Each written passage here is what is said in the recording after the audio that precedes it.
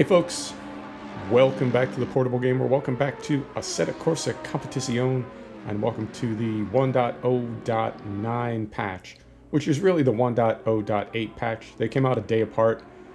8 had most of the changes in it, the bulk of them, and then 9 was just some force feedback stuff. This game is there.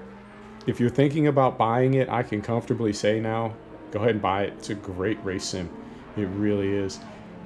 Is it legend? No, it's too new. It's only been out for a few months, but if it continues tracking the way that it is, I feel that this will live up to the hype, the pre-release hype, which was this was going to be the one race sim to bring together all the things that we were craving in a race sim.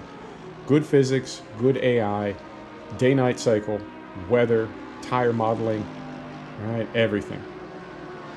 And I think it's done it.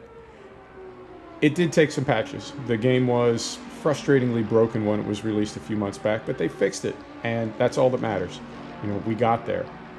To me, it's very evocative of the F1 franchise by Codemasters in that the scope is so narrow, but that gives them the opportunity, I suppose, to put a lot more love and attention into just that one very narrowly focused genre or class or what have you. And in this case, it's GT3, which is, I think, my favorite class of car to drive. I love driving F1 cars in sim. I love driving rally cars in sim. But sports cars, for me, is where it's at. So for me, this game is just, it's fantastic. I'm really glad it got fixed. I was very frustrated when it was released as it was. So we're at Paul Ricard in our beloved AMG GT3. We're slithering around on a semi-wet track.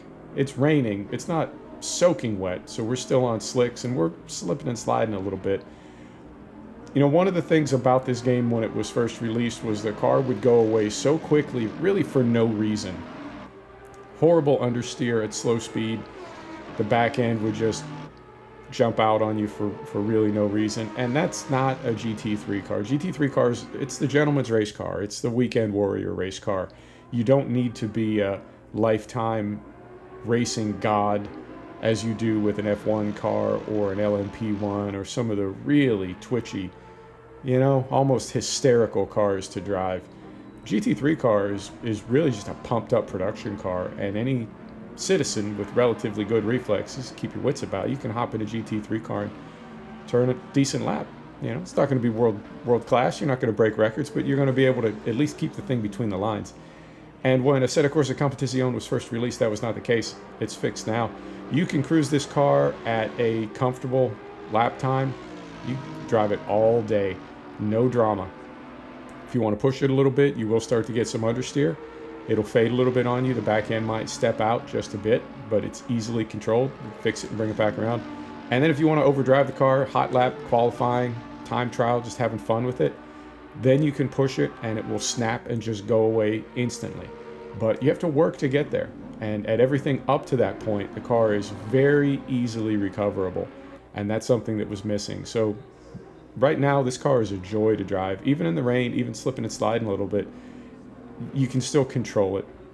You can push it out and then bring it back in. And that's something that I expect in a race sim, or at least in a GT3 race sim. Not necessarily an F1, but you know what I mean.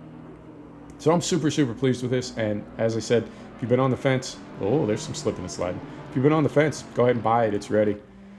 Folks, thanks for stopping back to check out the Portable Gamer. Thanks for joining us for another episode of Assetto Corsa Competizione. This is the 1.0.9 patch.